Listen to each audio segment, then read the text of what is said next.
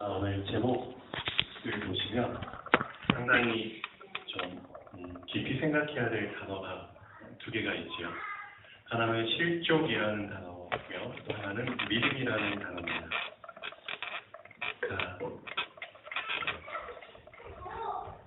우리가 구원을 받는 조건은 믿음입니다.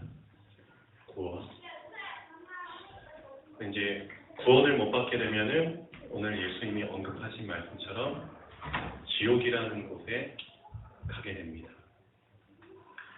근데 지옥과 구원 사이에 우리가 좀 염두에 둬야 될 단어가 바로 실족입니다.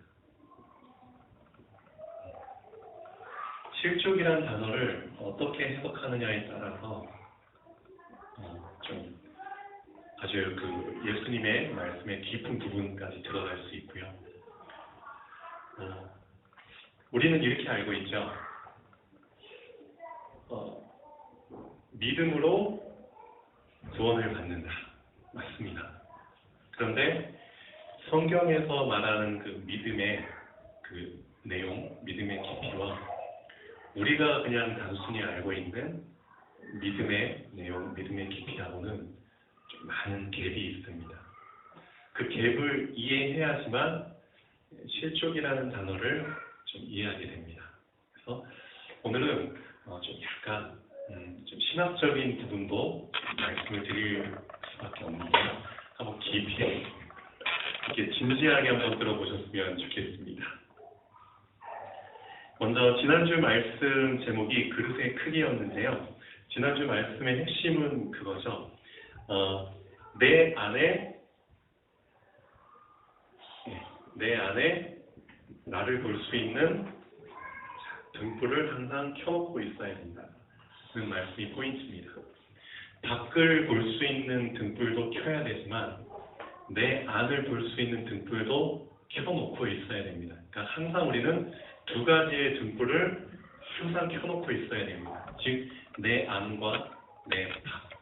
그렇죠? 두 가지를 항상 켜놓고 병행하면서 살아야 된다고 했습니다. 둘 중에 어느 하나라도 꺼져버리게 되면은 문제가 올 수밖에 없겠죠. 그런데 상당히 많은 사람들이 사실 어느 쪽의 등불을 더 많이 끌까요? 어떻게 보면은 나를 볼 수 있는 등불을 더 많이 끄고 살겠죠. 특히 하나님 자녀는. 거기에서부터 문제가 오는 겁니다. 나를 볼 수 있는 등불, 내 내면을 볼 수 있는 등불이 꺼지게 되면은 사실상 그 사람은 그렇죠. 소경이나 다름이 없죠. 나도 못 보는 사람이 어떻게 남을 인도할 수 있겠습니까? 항상 예수님께서도 말씀하신 것처럼 먼저 나 자신을 볼 수 있는 그런 마음의 준비와 그런 삶을 사는 가운데 다른 사람들을 끌 수 있도록 인도를 받아야겠죠. 그래서 지난주 말씀의 핵심은 그겁니다. 나를 볼 수 있는 내 내면의 등불을 항상 켜놓고 있어야 된다. 근데 그 등불이 바로 말씀이라고 얘기를 했습니다. 하나님의 말씀. 그렇죠. 그 말씀으로 나를 조명할 수 있도록 그렇게 말씀을 드렸습니다. 그 말씀의 깊이, 내가 이 말씀을 어느 정도까지 내 것으로 만드느냐, 그 말씀으로 어느 정도까지 나 자신을 볼 수 있느냐, 그게 바로 나의 그릇의 크기를 좌우한다고 말씀드렸죠. 그래서 말씀을 볼 때 많은 사람들이 얕은 눈을 가지고 말씀을 봅니다. 얕은 수준으로. 근데 하나님의 말씀은 그렇죠. 깊이가 없습니다. 그 정도로 깊다는 뜻이겠죠. 그 깊이를 어느 정도까지 내 것으로 소화할 수 있느냐, 볼 수 있느냐, 그 눈이 사실은 나의 그릇의 크기를 좌우한다고 말씀을 드렸습니다. 그래서 나를 볼 수 있는 사람은 항상 겸손할 수밖에 없다고 말씀을 드렸죠. 내 자신이 어떤 사람인지를 봤기 때문에, 그렇죠? 나는 잘난 게 하나도 없다는 걸, 난 부족할 수밖에 없다는 것을 실제 그렇죠? 인정하면서 살 수밖에 없죠. 그렇기 때문에 그 사람은 항상 겸손할 수밖에 없고 그 겸손을 가지고 다른 사람을 대할 수밖에 없습니다. 예. 오늘 말씀의 본문 한번 보시죠. 자, 그리고 오늘은 이렇게 또 말씀 이어서 하시죠. 또 누구든지 나를 믿는 이 작은 자들 중 하나라도 실족하게 하면 차라리 연자맷돌은 알고 있죠? 맷돌인데 사람이 움직일 수 있는 맷돌이 아니라 짐승들, 말이나 소 등을 이용해가지고 맷돌을 돌죠. 크게 곡식 같은 거 빻을 때. 그러니까 결국은 그 연자맷돌이 사람 목에 매인 상태에서 물에 빠지게 되면 어떻게 된다는 거죠? 물 밖으로 나올 가능성이 전혀 없다는 겁니다. 그러니까 100% 죽는다는 뜻입니다. 근데 누구한테 그 목에다가 연자맷돌을 맨다는 뜻인가요? 누구한테? 실족한 사람한테 매는 건가요? 아니면 실족해 한 사람한테 매는 건가요? 실족. 한번 생각해 보시죠.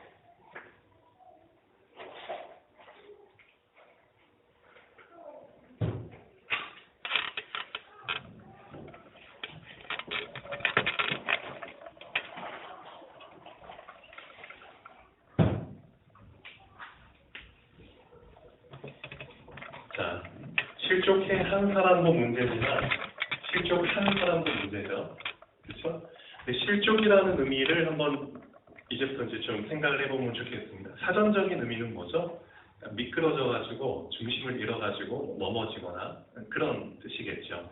실족사한다, 등산 갔다가 발을 헛디뎌가지고 미끄러졌다, 넘어졌다, 다쳤다. 예를 들면 이제 발을 자기 위치에서 이제 잃어버린다는 그런 의미가 있죠. 근데 그 실족이라는 이 단어가 사실 참 적절한 단어인 것 같아요. 근데 실족이라는 단어와 같은 의미로 바로 다음 구절이 이렇게 쓰였죠. 만일 네 손이 너를 범죄하게 하거든. 영어 성경에 보면은 실족해 하거든, 범죄하게 하거든 같은 영어 단어가 쓰였습니다. 그러니까 여기서 실족이 사실은 범죄하게 하거든. 즉 죄를 짓게 만들어서 믿음을 저버리게 만드는 행위죠. 범죄로 인해서 나의 믿음을 놔버릴 때, 내가 믿음의 길을 가야 되는데 그 믿음의 경로에서 내가 벗어나게 될 때, 그렇죠? 그런 의미로 이제 실족이 쓰였습니다. 만약에 그렇게 된다면 차라리 연자맷돌이 그 목에 매여 바다에 던져지는 것이 낫다. 즉 실족으로 인해서 믿음을 포기하기보다는, 믿음을 내려놓기보다는 차라리, 그렇죠? 죽는 게 낫다는 거죠. 어떻게 보면 죄를 지어가지고 그렇죠? 육신 때문에, 육신에 관련된 부분이죠. 죄를 짓는 게 육신 때문에 영혼을 포기하기보다는, 그렇죠? 차라리 육신 중에 뭐 하나 잘려서라도, 그렇죠? 온전한 몸은 아니지만 팔이 잘리든 다리가 잘리든 눈이 하나 뽑히든 뭐 그렇게 해서라도 영혼이 천국에 가는 게 낫다. 그런 의미로 예수님이 말씀을 하고 계시죠. 자, 우리는 이 정도까지는 다 이해를 하고 계시죠. 만약 네 손이 너를 범죄하게 하거든 찍어버리라. 그렇죠? 그러니까 너를 실족하게 하거든. 너 손 때문에 너가 실족하는 것보다는, 그렇죠? 실족해서 믿음을 저버리는 것보다는 너를 실족해 하는 그 팔을 잘라버림으로써 천국에 가는 게 훨씬 낫다. 바꿔 말하면 그런 의미겠죠. 실족해 하는 너 팔을 안 자르고, 그렇죠? 안 자르고 대신에 너의 믿음을 저버리고 지옥에 가기보다는, 그런 의미겠죠. 만일 네 발을 너를 범죄하게 하거든 다리 저는 자로 영생에 들어가는 것이 두 발을 가지고 지옥에 던져지는 것보다 낫다. 만일 네 눈이 너를 범죄하게 하거든 빼버리라. 한 눈으로 하나님의 나라에 들어가는 것이 두 눈을 가지고 지옥에 던져지는 것보다 낫다. 거기에서는, 지옥에서는 구더기도 죽지 않고 불도 꺼지지 아니하느니라. 사람마다 불로서 소금 치듯함을 받으리라. 그런 말씀이 나오죠. 자, 우선 결론 부분 먼저 보겠습니다. 하나님은 실족, 즉 죄를 지음으로 말미암아 믿음에서 떠나는 것, 실족해서 영원히 지옥에 떨어지는 것을 원하지 않으십니다. 근데 아무리 큰 죄 속에 빠진다고 해도 그 죄로 인해 믿음을 저버리는 것만큼 어리석은 것은 없습니다. 육신 때문에 영혼을 포기하는 것이기 때문입니다. 여기까지도 알고 있죠. 근데 예수님이 마태복음 18장 7절에 보면 이렇게 말씀하십니다. 실족하게 하는 일이 없을 수는 없지만 실족해 하는 그 사람에게는 화가 있으리로다. 그렇죠. 즉 실족해 하는 사람도 있을 수밖에 없고, 그렇죠? 그 실족해 하는 사람으로 말미암아 실족하는 사람도 있을 수밖에 없다. 그런데 사실상 둘 다 화라는 거죠. 실족해 하는 사람도 하고 실족을 당한 사람도 합니다. 그러면은 성경에서는 언제 실족하느냐, 그걸 이제 알아야겠죠. 언제 과연 우리가 실족을 하게 되느냐, 그럼 누가 실족을 하게 되느냐, 과연 믿음이 있는 자도 실족할 수 있느냐, 그런 궁금증이 막 나옵니다. 그래서 우린 지금까지 믿음의 유무에 대해서 좀 많이 알고 있었죠. 믿음이 있느냐 없느냐, 믿음이 있으면 당연히 구원받고 믿음이 없으면 구원 못 받고. 근데 실족이라는 의미를 이 믿음과 구원과 결부시켜서 생각하려면 믿음의 유무와 또 하나 더 생각해야 될 게 있습니다. 바로 그거는 믿음의 경중입니다. 믿음이 약하냐, 믿음이 강하냐. 이것도 염두에 두고 생각을 하셔야지 실족이라는 말을 이해할 수 있습니다. 자, 그럼 우리는 이 두 가지를 좀 결부시켜서 좀 더 깊이 들어가 보겠습니다. 실족해 하는 일이 없을 수는 없지만 실족에 빠지지 않도록 나의 믿음을 연약한 믿음에서 강하고 단련된 믿음으로 성장시켜야 하는데, 자, 그러면은 어떤 사람이 연약한 믿음인지, 어떤 사람이 실족할 수 있는지를 성경에서는 이렇게 얘기하고 있습니다. 마태복음 11장 6절 한번 보시죠. 마태복음 11장 6절, 그 다음에 13장 5절, 6절, 20절, 21절 같이 한번 보겠습니다. 마태복음 11장 6절.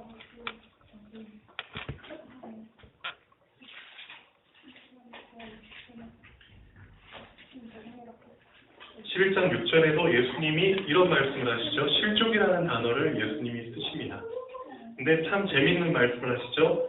누구든지 나로 말미암아 실족하지 아니하는 자는 복이 있도다. 왜 예수님 때문에 실족할 수 있을까요? 왜? 예수님은 좋은 분인데 나로 말미암아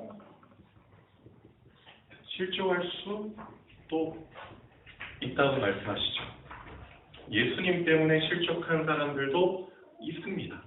그래서 예수님 말씀하시죠. 나로 말미암아 실족하지 않는 자는 복이 있도다. 그러면은 나로 말미암아 실족한다는 건 어떤 뜻일까요? 마태복음 13장입니다. 즉 믿음이 연약한 자를 예수님은 이렇게 표현하십니다. 흙이 얕은 돌밭으로 표현을 하시죠. 마태복음 13장 5절에서 6절. 더러는 흙이 얕은 돌밭에 떨어짐에, 말씀이 떨어진 거죠. 말씀의 씨앗이 흙이 깊지 아니하므로 곧 싹이 나오나 해가 돋은 후에 타서 뿌리가 없으므로 말랐고, 즉 예수님으로 말미암아 실족할 수 있는 사람은 이런 사람입니다.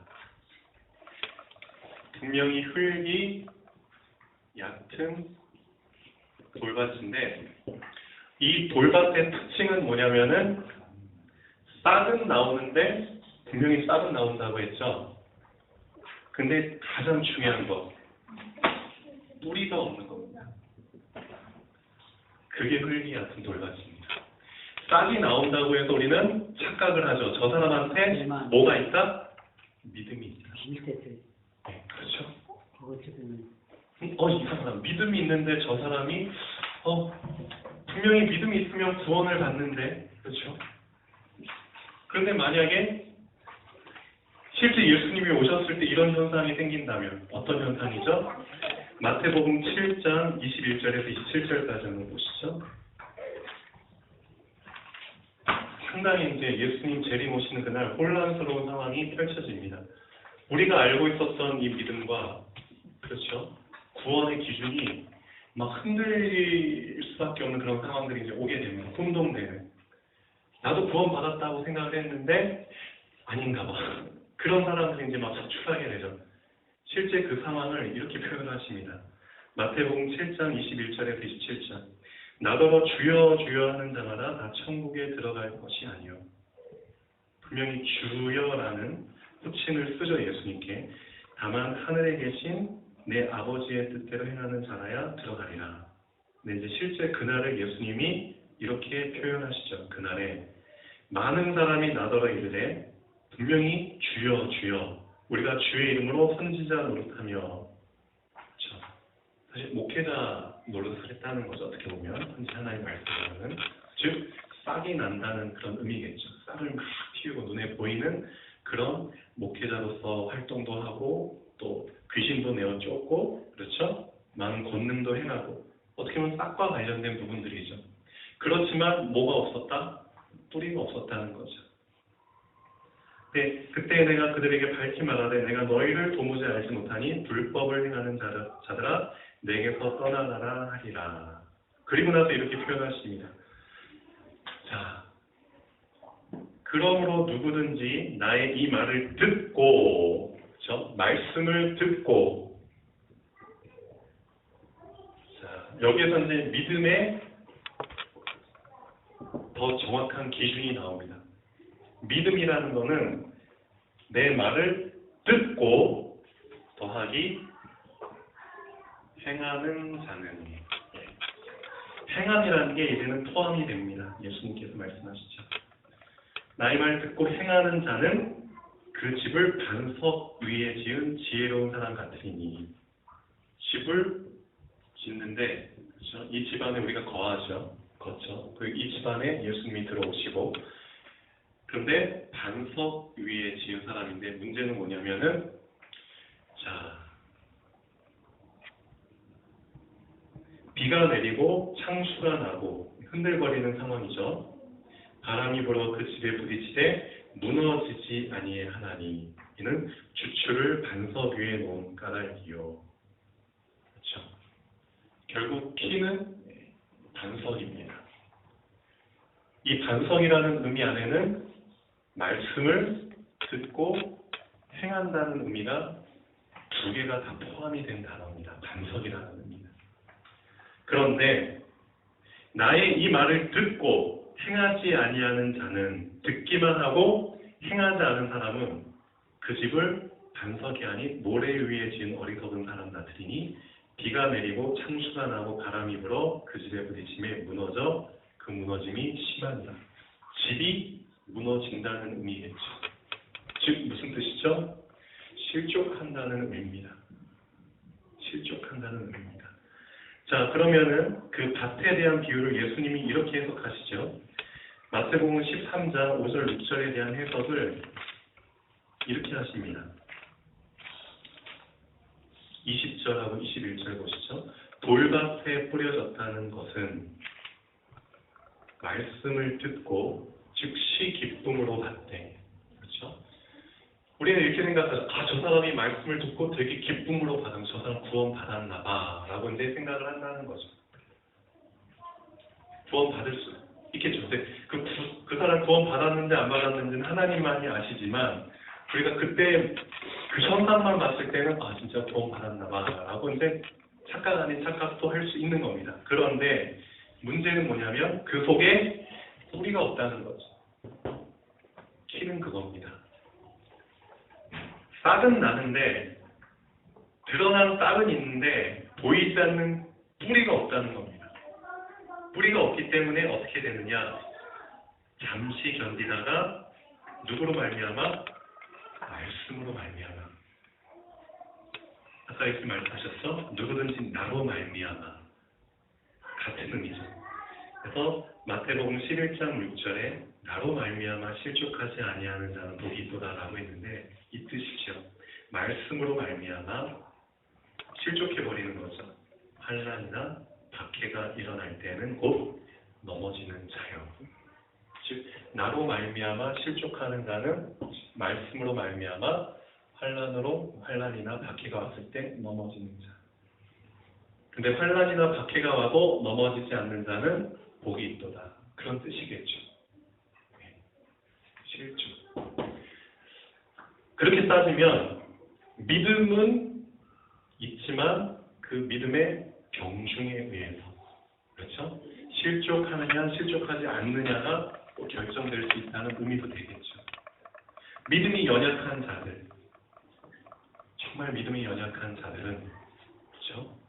어떻게 보면은 죄로 말미암아, 범죄로 말미암아 또는 다른 핍박이나 환난으로 말미암아 실족할 수 있다. 그렇게 해석이 될 수 있겠죠.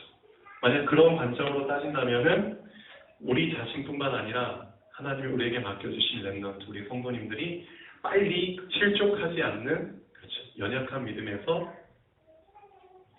단련된 믿음으로 성장할 수 있도록 도와주는 게 우리의 역할이겠죠. 진짜.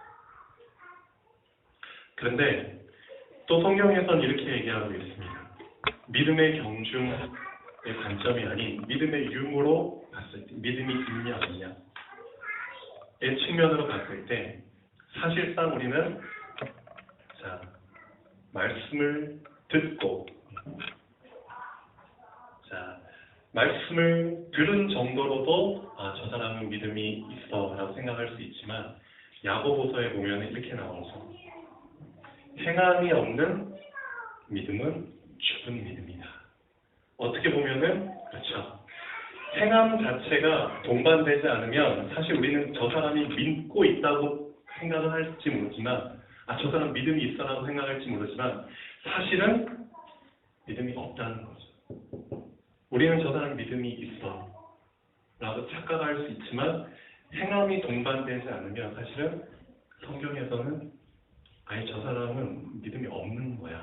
죽은 믿음이야. 산 믿음이 아니고 죽은 믿음이야 라고 얘기를 하고 있는 겁니다. 그래서 이 부분을 한번 좀 잘 정립을 해 보십시오. 이건 진짜 신학적으로도 가장 되게 난해한 부분입니다. 저 사람이 과연 구원을 받았느냐 안 받았느냐를 우리는 판단할 수 없지만 정말 마지막 날에 예수님이 오셔서 실제 아까 성경에서 읽은 나더러 주여 주여 하는 자마다 다 천국에 들어갈 것이 아니요 그 상황이 실제 벌어지게 되는데 과연 이 사람도 예수님을 주님이라고 불렀는데 그러면 우리가 볼 때는 예수님을 주님으로 인정했으니까 저 사람 구원 받은 거잖아. 근데 실제 구원의 날 예수님이 재림 오셔서 저 사람 분명히 예수님을 주님이라고 불렀는데 구원을 못 받았어. 그러면 혼동된다는 거죠. 그럼 우리는 과연 그 구원의 기준을 그렇죠. 믿음의 그 기준을 어떻게 생각하면서 살았냐. 거기에 또 다시 이제 혼란이 올 수밖에 없죠. 이 부분은 사실 정확하게 뭔가 딱 집어서 결론을 내리기가 좀 힘든 부분입니다. 어떻게 보면 하나님이 일부러 그렇게 만드신 것 같기도 해요. 사실상 구원파 같은 잘못된 종교들은 남이 구원받았으니까 엉망으로 삶을 살아도 돼. 왜냐 이미 구원받았으니까.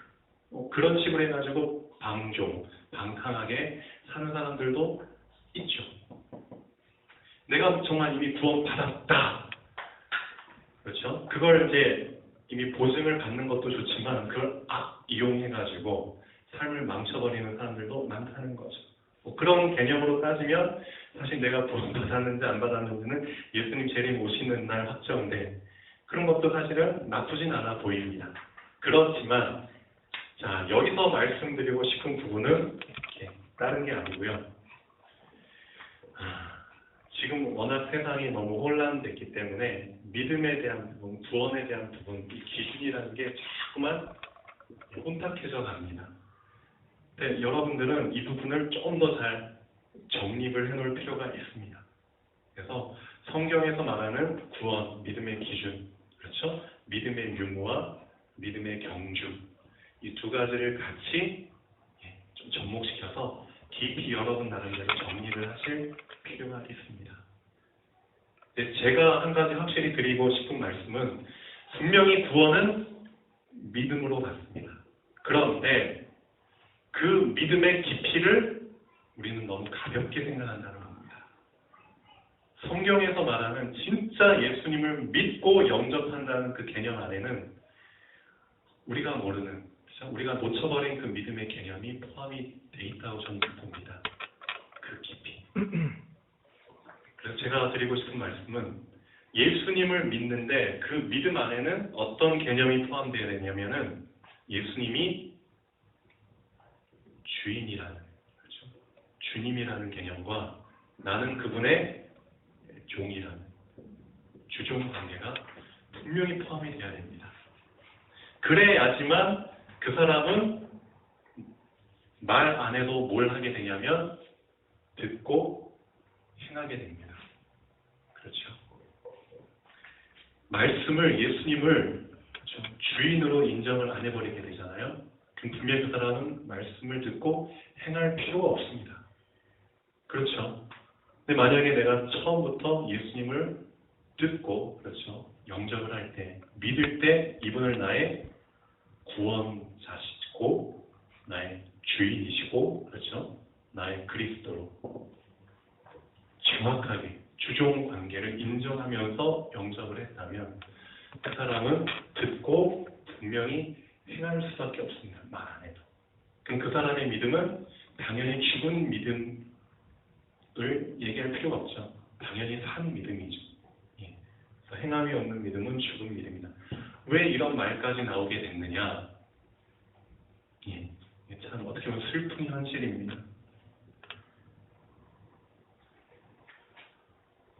자, 이 부분은 좀 많이 말씀을 드렸었죠. 듣고 행함에 대한 부분. 그래서 실족이라는 부분, 실족을 할 수밖에 없는 사람들은 어떤 사람들이냐? 한마디로 말하면 사실상 주종 관계가 성립이 안 되는 사람들입니다. 어떻게 보면 진짜 주종 관계가 성립이 됐다면 실족할 수가 없습니다. 맞죠? 주종 관계가 성립이 안 됐다는 것은 애초부터 어떻게 보면은 잘못된 믿음의 시작이겠죠. 그래서 어린아이와 같은 그런 정말 그런 순수하고 뭐 그런 의미의 어린아이가 아니고요. 장성한 자의 믿음이 아닌 정말 그 반대의 믿음. 그래서 연약한 믿음이죠. 이 연약한 믿음에서 빨리 장성한 자의 믿음이 될 수 있도록 도와줘야 됩니다. 실족과 믿음을 좀 관련시켜서 한번 잘 정리를 해봤으면 좋겠습니다. 하나님은 나를 실족해 하는 자도 아니고 실족한 자도 아닌 실족하고는 상관없는, 즉 살아남는 자 그리고 살리는 자로 부르셨습니다. 하나님은 그런 믿음의 사람으로 우리를 불러주셨습니다. 그래서 우리는 두 가지 일을 해야 됩니다. 두 가지. 실족해 하는 사람이 실족해 하는 짓을 하지 못하도록, 그렇죠? 그걸 막는 역할을 해야 되고요. 또 실족하는 사람이 실족하지 않도록 세워주는 역할을 해야 됩니다. 그게 장성한 자의 역할입니다. 믿음이 연약한 자를 받되, 그렇죠? 믿음이 연약한 자를 받아주는 게 장성한 자의 역할입니다. 그 믿음이 연약한 자의 약한 것을 판단하지 말고 받아주는 겁니다. 왜? 실족할 수 있으니까. 만약 이 사람이 작은 믿음이라도 있는데 그 믿음이 어떻게 돼서 뿌리를 내려서, 그렇죠, 정말 구원에 이를 수만 있다면 얼마나 좋아요. 근데 그 믿음이 뿌리를 내리지 못한 상태에서 만약에 실족해버린다. 그러면 안 되잖아요. 그렇기 때문에 예수님이 이렇게까지 비유를 들어서 설명을 하신 겁니다.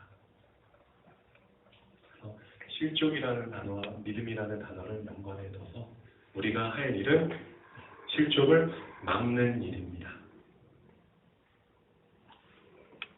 자, 오늘 말씀이 좀 약간 난해할 수도 있는데 한번 잘 생각을 해보시고요.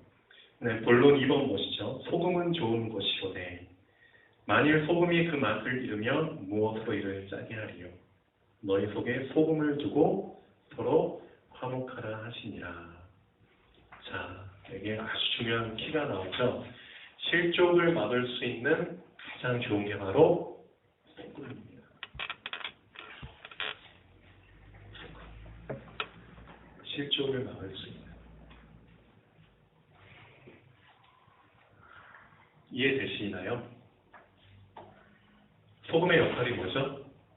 소금은 부패를 방지해줍니다. 썩지 않도록 해줍니다. 그렇죠. 그래서 우리가 소금 역할을 할 수만 있다면, 그렇죠? 믿음을 부패하지 않도록, 믿음이 썩지 않도록, 믿음을 포기하지 않도록 우리가 해줄 수 있습니다. 그래서 너희 속에 소금을 두고 화목하라. 그렇죠? 소금을 두고 화목히 하는 게 실족을 막을 수 있는 가장 좋은 방법입니다. 그래서 소금에 대한 부분도 한번 잘 생각해 보시면 좋겠습니다.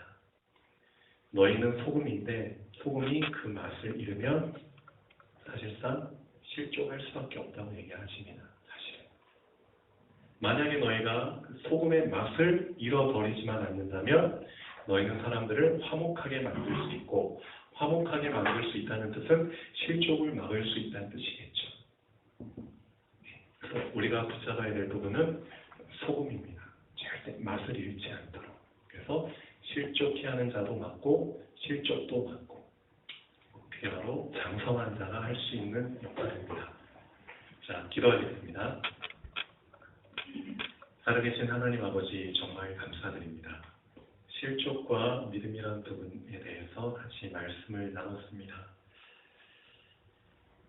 사단은 믿음이 연약한 자들을 실족케 하는 그런 역사를 날마다 펼치고 있습니다. 그런 시대에 하나님의 자녀들이 믿음에 대해서, 구원에 대해서 더 깊이 자세히 알 수 있도록 눈을 열어주시고, 더 정확한 믿음, 더 정확한 구원의 개념을 붙잡게 하시고 흔들리지 않게 하시고 소금 역할을 할 수 있도록 여기 우리 교동센터 교회 성도님들을 잘 사용하여 주시옵소서. 감사드리며 예수 그리스도 이름으로 기도드립니다. 아멘.